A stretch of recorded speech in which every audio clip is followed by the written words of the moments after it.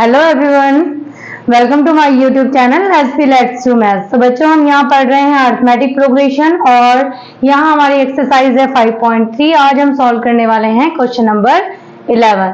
So question number 11 solve करने से पहले चलो जल्दी से क्वेश्चन देख लेते हैं। क्वेश्चन नंबर 11 यानी कि 11 है, यदि किसी एपी के प्रथम n पदों का योग 4n माइनस एन स्क्वायर है, ओके, तो इसका प्रथम पद यानी कि S1 क्या है और प्रथम दो पदों का योग क्या है, दूसरा पद क्या है, इसी प्रकार तीसरे 10वें और nवें पद ज्ञात कीजिए। चलो ठीक है, ये ज्ञात करते हैं इसको। इसी तरह क्वेश्चन नंबर 11 यहाँ इंग्लिश में देखिए आप, if the sum of the first n term is of an AP is 4n minus n square, what is the first term, that is S1, and what is the sum of first two terms, what is the second term, similarly find the third and 10th और nth term। तो चलो इसको find कर लेते हैं। सो बच्चों, question number 11 अभी आपने देखा, हमें सिर्फ Sn पता है, ठीक है, वो भी n की टर्म में, और हमें S2 भी फाइंड करना है, A2, A3, A10 और An, ये सब हमें फाइंड करना है। बहुत ही अच्छा क्वेश्चन है और इजी भी है, आप इसको देख के डरिएगा नहीं, ठीक है। चलो इसको सॉल्व करते हैं। देखो, हमें पता है Sn ये है, तो क्यों ना हम फर्स्ट टर्म निकाल सकते हैं। पहली टर्म के सम यानी पहली टर्म का जब हम सम निकालेंगे तो फर्स्ट टर्म ही आएगी, यानी कि जो A1 होगा वो S1 ही होगा। तो निकाल लेते हैं, कैसे निकालेंगे, n के प्लेस पर 1 रख देते हैं। n के प्लेस पर यहाँ पे आप लिख लीजिएगा n इज इक्वल टू 1 रखने पर, ठीक है, यानी put the value n is equal to 1। So यहाँ आप करेंगे वैल्यू 1, सो यहाँ आ जाएगा 1 का स्क्वायर, 4 मल्टीपल 1 माइनस 1 का स्क्वायर, क्या मिलेगा आपको, 4 1 जा 4 और माइनस 1 यानी कि आपके पास आ गया 3। सो फर्स्ट टर्म तो हो गई 3। अब आप इस फॉर्मूले से S2 भी निकाल सकते हो, यानी कि दो टर्म्स का योग, दो टर्म्स का सम, S2 हम फाइंड करते हैं। देखो, अब n के प्लेस पे क्या रख देंगे, n के प्लेस पे रखेंगे अब 2 रखने पे हमें मिलेगा 4 मल्टीपल 2 माइनस 2 का स्क्वायर, क्या हो जाएगा, 4 मल्टीपल 2 8 होता है, 2 का स्क्वायर 4 होता है, दोनों को माइनस करेंगे 4 आ गया। अब आपके पास S1 भी है और S2 भी है, दो टर्म का सम है आपके पास, दो पदों का योग। अगर आप इसमें से इसको माइनस कर देते हो तो आपको सेकंड टर्म मिल जाएगी, है ना। A2 कैसे मिलेगा, अगर आप S2 से S1 को माइनस कर दो तो 4 माइनस 3 कर दिया हमने, मिला आपको 1। A2 है आपका 2। अब आपके पास A1 है, A2 है, तो आप D भी निकाल सकते हैं, है ना। D क्या होता है, कॉमन डिफरेंस, वो हो जाता है A2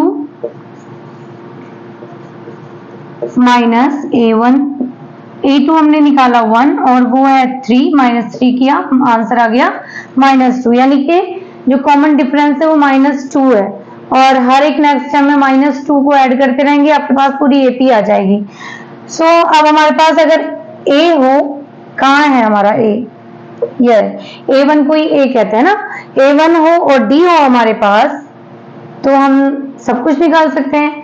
A2 हमने फाइंड कर लिया है, यहाँ पर A1 ये है हमारे पास, S2 भी हम फाइंड कर चुके हैं। अब हमें निकालना है A3। A3 क्या होता है, A प्लस 2D होता है।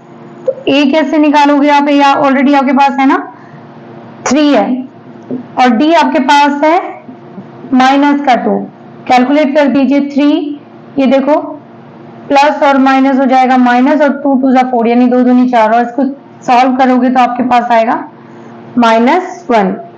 तो थर्ड टर्म आ गई -1। इसी तरह से आप A10 भी निकाल सकते हो, A प्लस 9D, ठीक है ना।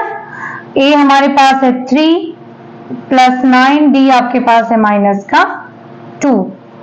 ऑलराइट बच्चों, इसे कैलकुलेट कर लो, 3 ये आ जाएगा 9 माइनस का 9 2 जा 18, और इसको आप 3 माइनस कर देना तो माइनस का 15 मिलेगा आपको। A3 भी निकाल लिया आपने, A10 भी निकाल लिया, और हमारे पास क्या बचा है, सिर्फ An, इसको भी निकाल लेते हैं, ये भी इजी है। अब देखो An क्या होता है, A plus n minus 1 into D होता है, ठीक है जी। तो A1 ही हमारा A है जो कि है 3, n हमें नहीं पता, n-1 और d हमारे पास है -2। अब इसको कैलकुलेट कर लेते हैं। अब देखो इसको मल्टीपल करोगे माइनस का 2n, माइनस माइनस प्लस और 2 1 जा 2, ठीक है। ब्रैकेट ओपन कर देते हैं, 3 माइनस का 2n प्लस 2 आ जाएगा, 3 और 2 हो जाएगा 5 और माइनस का 2n, लो आपके पास आ गया अब an। सो इस तरह से हमने 1 बाय 1 जितनी चीजें हमें कही गई थी फाइंड करने के लिए हम ऑलरेडी सारी चीजें यहाँ पर फाइंड कर चुके हैं। सो आई होप बच्चों ये समझ आया होगा आपको।